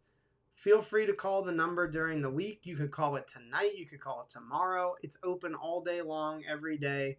Leave a voicemail. Just give me your quick thoughts on the Jets. Could be a question for the show. We want to interact with you guys, and so I just want to make sure you guys understand that. That's always been an option.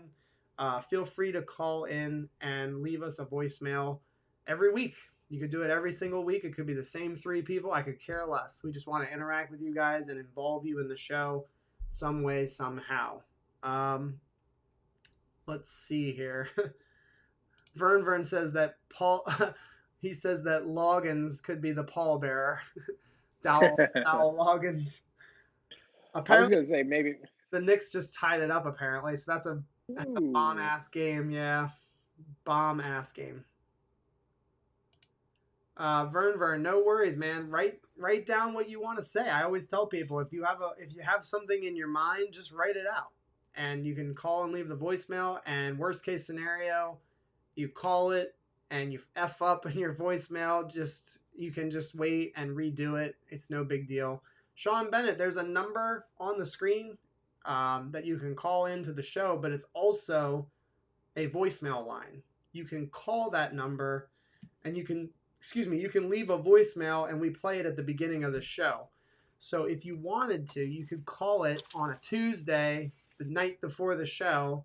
You could call it on a Sunday, a Saturday. I mean, it's like any day of the week. You could call and leave us a question or a comment or a take that you have on the Jets. We would, again, I can't stress enough to you, we would love for that to be the opener every single week, is just a couple of voicemails from you guys. So anyway, the last segment of the night is thoughts on new game management. And now I'm getting phone calls. I don't know if they're trying to leave a voicemail or if they're trying to call it. No.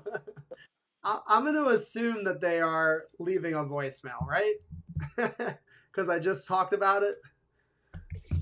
They want to talk to you about leaving a voicemail. We'll let that call go. We're going to hope that they're leaving a voicemail. Like some Inception type stuff. Tommy R says, thoughts on the new game management coach. Somebody that we just hired from the Dolphins, actually. I don't know the name off the top of my head. I think it's always a good move to have a coach that is a second brain, basically, so that the head coach doesn't make any boneheaded decisions with challenges or, like timeouts. Like, that's what that guy's there for. He's there to take some of the pressure off of the head coach so they don't have to make those decisions by themselves. So I actually like that hire. Chad, did you catch wind of that move? Yeah, and I think anything that helps Robert Saleh focus on his job as head coach. I don't want another coach of the defense, coach of the offense, whatever. I want Robert Saleh to be a head coach of the team, and if bringing somebody in as a consultant role helps that, then I'm all for it, and I see that as this kind of move. Yeah, no, I think it's great, and Robert Saleh is showing he is not he's not afraid to admit that he is a rookie head coach. He understands that he's got things to learn at that position, and so this is great. This shows that he is not stubborn. This shows that he is flexible. I love it. Again, if you called and I ignored your call and you were intending to call and talk to us live, please call back.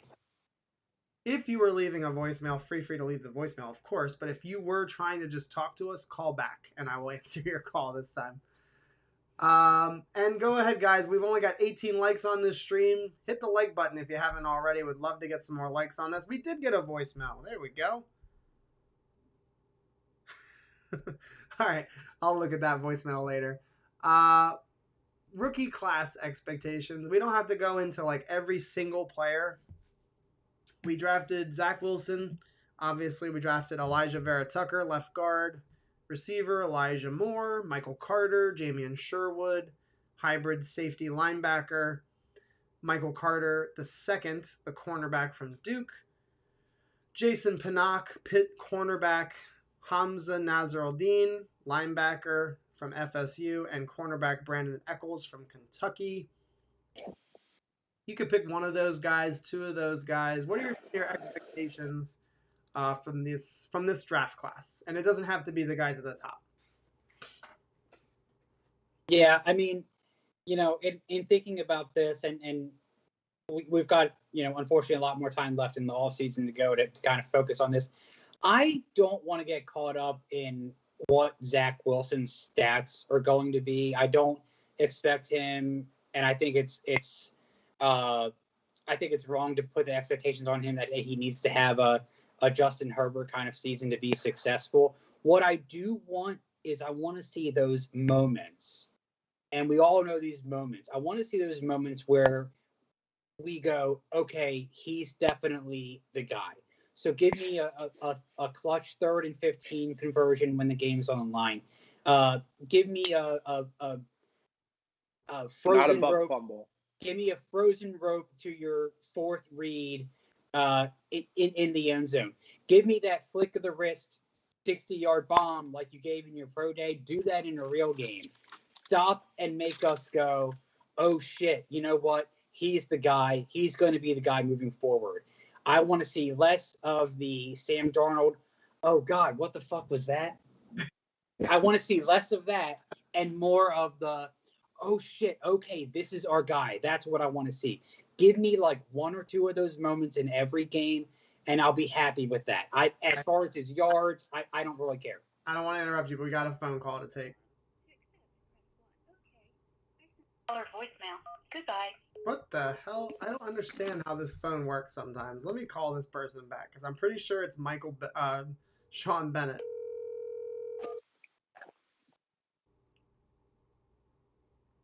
The anticipation. He's not gonna pick up. I hope, because I meant to answer it. Yeah, you're absolutely right in the Zach Wilson stuff. I think that's obviously number 1 on the list. We're hoping that he proves his worth. Hello. Yo, who am I talking to? Yeah, this is Bernard from North Carolina. How you doing? I'm doing great, man. Sorry about that. I didn't mean to hang up on you.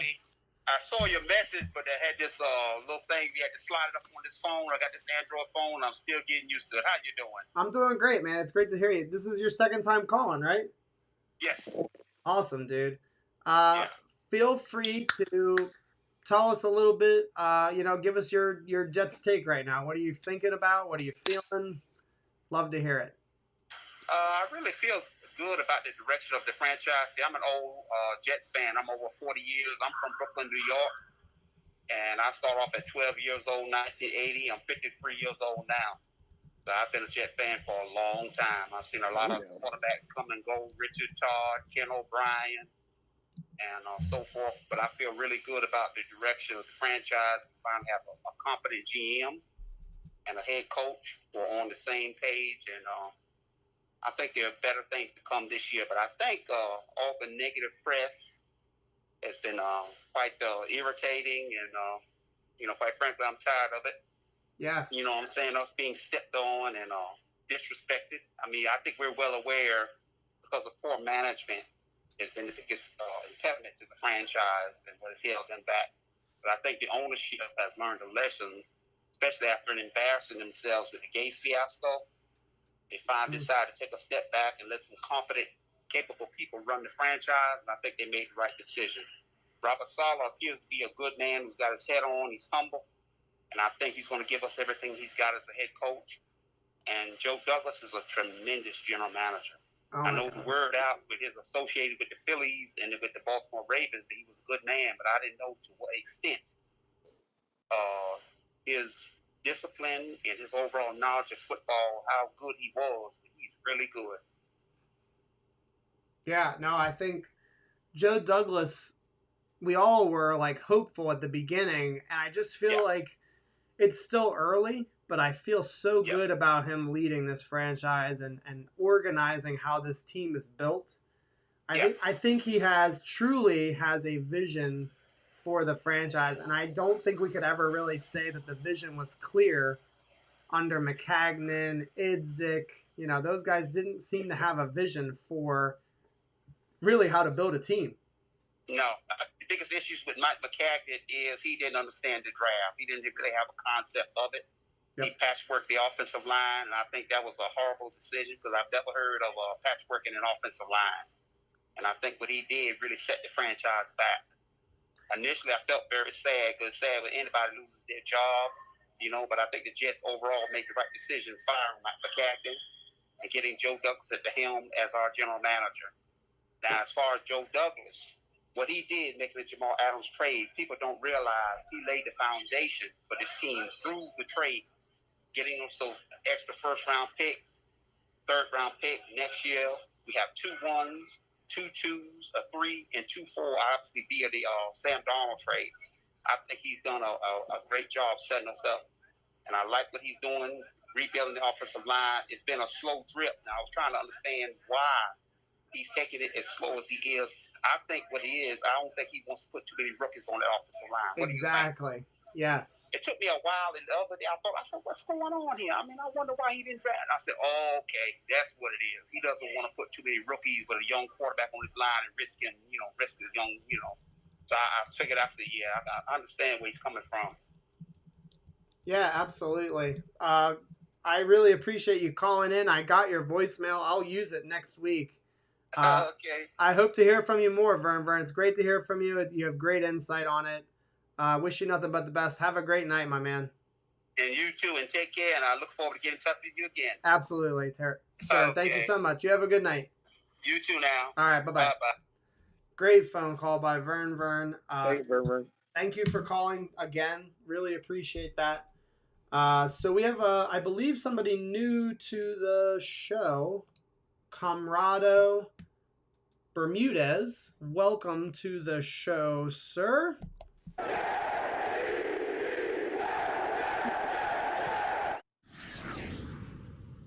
He has a great question. He asks about the defensive tackle that we drafted in the 6th round, Jonathan Marshall. He was from Houston. I believe he was the Houston defensive tackle. His metrics were really, really quite positive. And I didn't mention his name, Comrado. You're right. But his metrics and his analytics suggest that he's going to be a very, very decent rotational pass rushing threat on the inside. Have you guys watched anything about him, Jonathan Marshall? Have you read about him? Have you been watching about him? I think the most we're going to see from him is out of the preseason, and again, Sheldon Rankins is on what, a 1-year deal, 2 at most. I think this guy is going to get his opportunities. It's just not going to be in 2021. God forbid, injuries happen or something like that. So he's got the raw talent, he's got the size, he's got the strength. But I don't think we're going to see it necessarily right away. I think we're going to see it hopefully year after next. Okay. My thought was this was a financial move. I don't think the Jets are going to re-sign Foley Fatukasi, even though we're all going to want them to. They know they have some big paychecks to write to some specific players, Mekhi Becton, Quinnen Williams, a bunch of other guys. I think this is a penny pinch move. They're going to hope that Jonathan Marshall proves enough so that they don't need to re-sign Foley Fatukasi. Mike, any thoughts on Jonathan Marshall? I think that underlying strategy makes a lot of sense, but it only works if Jonathan Marshall can at least satisfy supporting role on the depth chart. In which case, if it doesn't pan that way with a 6th-round pick, then they could be in a bind. Because if they don't sign, because you're saying they wouldn't have signed Fatukasi for at the end of this season or at the end of, well, I can't remember. How long is his contract? I think he has 1 year left. I think that's the idea, is that they drafted him in anticipation that they will not re-sign him after this season. I mean, that would just make it a more exciting offseason, because if Jonathan Marshall isn't going to fit that role, because I think Chad and I talked about Fatukasi could be one of those players we keep an eye on with Franklin-Meyers, and maybe Franklin-Meyers solidifies his space as that rotating second spot in the depth chart for the D line, but they're going to need someone else. They're going to need someone else there for contingency purposes. So if Jonathan Marshall's not it, they're going to have to rotate him out with another draft pick. And maybe that's the strategy. If it's not Jonathan Marshall, they'll pick up another guy in the 6th round or 5th round, whatever, at that point. So it makes sense. But I agree with Chad. I don't really have, he won't be a player that I keep a big eye on. I just don't see him that much involved in the 21 strategy. For 22, it could be a different picture. Okay, cool. Thank you, Comrado, for correcting me because he wasn't in my list. I appreciate you commenting. If you're not subscribed, dude, I hope you consider doing so. Sean Bennett says, watch Zach outplay Darnold game 1. It could happen. Just depends on how the Lions play in that game, I think. I think I mentioned that earlier in another video. The offensive lines will determine who wins that game. I think if the Panthers protect Darnold, they do well, and they might beat us. Yeah, no problem, Comrade. I appreciate you coming on, dude. And I think if Zach gets protection, I think he's going to play well in that first game, and he will outduel Darnold. Chad was talking about Zach Wilson before we got the phone call. And apparently, this is crazy, the Vern that's in the chat is saying that wasn't him. So we have 2 Verns on this channel. What? I know. That's crazy. That's a little weird. That's a little catfishy. Little catfishy. Just kidding. What we got going on here? Yeah. Matrix. So Grant Rude says 7th round pick. Some upside. Hopefully a rotational guy down the road. Special teamer. He says, who cares? Agreed. If he pans out to be a backup player, home run, check. You hit it out of the park. If you're getting a backup in the 6th, 7th rounds, you've done well. Let's see. Jason Rhodes says, topic for next week, what to address with all of the picks that we have next year. Check. Hey, Jason Rhodes, leave us a voicemail. It's your idea. We're going to put it on the channel. Why don't you tell us what you think you should do? Or what the Jets should do, excuse me. Grant Root agrees with me. He says whoever wins in the trenches is going to win week 1, and that's kind of how I see it. If our offensive line is opening holes for the running backs, giving Zach some time to make good decisions, I think we have a really good shot to win.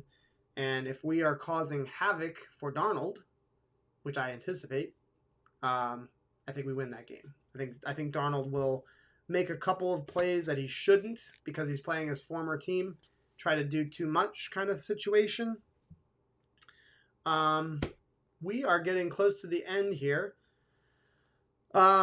Mike, who is your what are you expecting from one of these players? Chad was saying he wants to see Zach prove himself as a bona fide franchise quarterback. What are you hoping for from this rookie class? I have something in mind. Besides Zach, my most of my attention will be on running back Michael Carter, to be honest with you. I think to everyone's point, we're going to be a run first offense. That just is the give. That gives the passing game the element of surprise. It gives them some breathing room to find their stride and rhythm. I think Tevin Coleman gets the starting role, but I don't think he keeps that throughout the entire season. Now, you might say, well, Mike, no, well, it doesn't really matter because we're going to be a running back by committee anyway, which is true. But I'm saying by the time the season ends, who gets the most touches and who has the most production, I'll be keeping my eye on Michael Carter. Now, I know, John, you have your eyes on Ty. I can't think of his last name. Is it Ty Johnson? Yeah, sorry.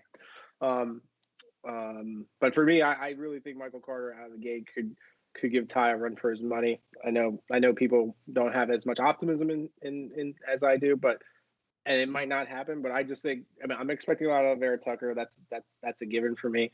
Obviously, I have the highest hopes for Zach. So I'm thinking like the rookie class as I see it that I'm most excited about, because I'm not exactly sure what we get, more or less than what we were expecting. Michael Carter has a big part that he could play depending on how he fits into the season. So very cool. And Jason Rhodes claps back at you. He says, Mike. Carter will be third string at. I told you I was gonna get crap for it, but I have some excitement in Michael Carter. I'm just gonna say it right now. Your excitement for him, you are not alone. I'm also excited for Michael Carter. He's not the player that I'm going to talk about because you guys have already kind of hit on some players.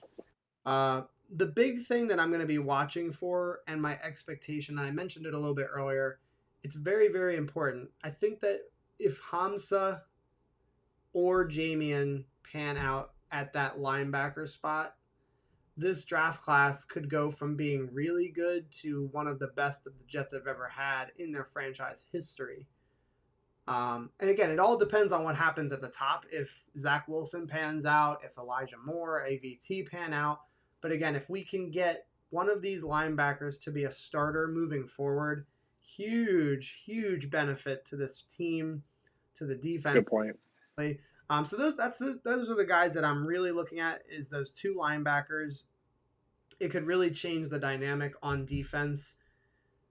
We'll have to wait and see. There's a couple of comments here. I want to get to these.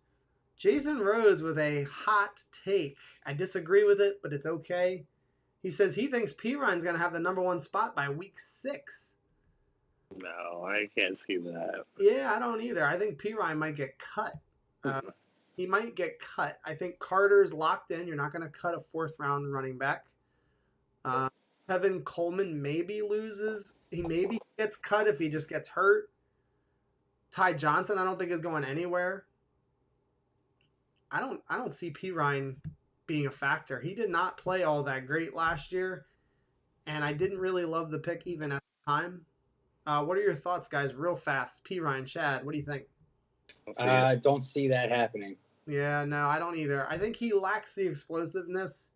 He's not even really a great fit for the scheme. So no hate, Jason Rhodes. I would love to eat crow. If he's the number 1 player on the team, that means he must have done something really, really well to earn that spot. So, Mike, any thoughts real quick before we move? I mean, because I want to stay true to my comments in prior streams. I was comparing Ty Johnson's production to Perine's. And me and you went back and forth in terms of the ceilings that both of those talents have. Ty Johnson's ceiling versus Perine's ceiling. And so I do take note of the fact that I was saying that I would put Perine, like I was comparing Perine to Ty in terms of the production of last season, but to Jason's comment of him, Perine skipping all the way to starting row, I can't see that. I just can't see that. Great comment. I'm sorry. Jason Rhodes, you sprinkling dust on your blunts. Is that Sean Bennett? Yeah, it's Sean. Very funny. And again, just busting your balls. He's adamant though. He says Perine is going to be a shocker this year. I like the optimism. He also says, wait a minute, guys. Both Perine and Carter were 4th-round picks, and that's true. The only difference is that not every 4th-round pick, not every 1st-round pick is created equally. I think, I did not like the Perine pick at the time. I do like the Carter pick at the time. I think it's a smart move. He's explosive, and I think he is a really good receiving option. Sorry, guys, got to stop. James Morgan is back in the house. MVP. Future MVP. Michelle says 3rd string, maybe. And I agree. I think that P. Ryan will be lucky to be on the roster.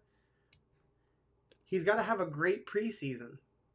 If he balls out, if he has a great training camp, absolutely, he'll make the team. I think that maybe even Tevin Coleman might be the one that gets cut if P. Ryan.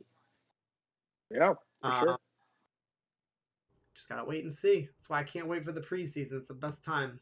Get to see all these players that we've been talking about for months finally hit the field. Let's see. Michelle said, love this woman. She says, to be fair, he didn't have a chance to show anything behind Gore last year. So maybe something. Not a starter, though. And I agreed. That's a great point. He was splitting carries with Gore, and even when he was splitting carries, he was getting very, very few touches. Didn't really have a chance to get a feel for the game at all. That's an interesting point. And Jason Rhodes is saying P. Ryan and Carter could be a 1-2 punch. I think the 1-2 punch is Carter and Johnson, and sprinkle in a little bit of Tevin Coleman on third down. I think that's what I'm smelling for the offense. That's it. That is the show. Anybody who wants to call in, you've got a couple of minutes. We are all wrapped up over here, though. Again, I'm just going to say thank you to everybody that's been watching from the beginning. Thank you to all of our new subscribers. We're all the way up to like almost 720 subscribers. Keep an eye out for the videos this weekend. I'm going to be posting a video Saturday and Sunday. One of them at least is going to be a Keys to Success video. The first one did really, really well. I'm hoping you guys are excited about the next one. So stay tuned for that. If you are watching this again after the stream, keep in mind we're giving this bad boy away. And I'm going to pull her out one more time. Show it. I am. It's like I'm like a dick in a box. I'm just whipping this thing out. It is a signed mini helmet. Two-hander. From Wayne Corbett himself. Get yourself a chance to win this. It is authentic, signed.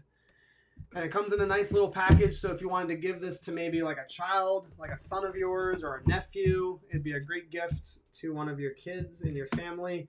So consider subscribing. Give yourself a shot to win. Great. It's a great idea. Yeah. And again, just thanks for all the support, guys.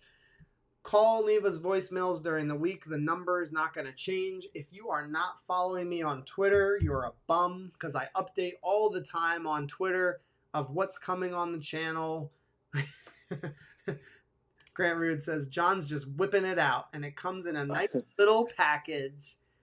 It is in a very teeny tiny package. Yeah. Sean Bennett says he's gonna win. Yeah, you were already confidence. He's already a subscriber, so he already has a chance. Let's go, James. James Morgan. James Morgan says, I'm not gonna let you down, Mike. I know you guys haven't seen any practice footage yet, but holy fuck, boys. You should see how many balls this Wilson kid is dropping. That starter job is as good as mine. I like. Oh my gosh. Hilarious. Anything you want to leave the stream off on? Just much love, much appreciation for you guys for tuning in, taking time out of your Wednesday nights. Hopefully, also anyone see how crispy John's looking? He's looking crispy right now. That camera has never been clear. It's kind of unbelievable. So John's doing everything he can to keep the streams looking fresh. I just enjoy these. I enjoy these Wednesdays. So thank you guys for tuning in. Yep. And Chad, anything you want to say? Go Knicks, Nets, Islanders, NYCFC. Let's hope they pull it out. Hell yeah. There's some big rivalry between sorry, I get distracted when I read the comments when I'm talking. There's actually quite a big rivalry between the Nets and the Knicks. I didn't realize it, but there were people going at each other's throats on Twitter this week. between these two fan bases. So we'll have to wait and see. Zach Wilson's going to get really pale sitting on the bench this season. Grant Root says, great stream as always, guys. Thanks for the Wednesday night good time vibes. Sean Bennett says, John making love tonight. LOL. That would be nice. That's going to do it, guys. Thank you so much for watching. Go Jets. And a word from my daughter. See you guys next time. Peace, guys.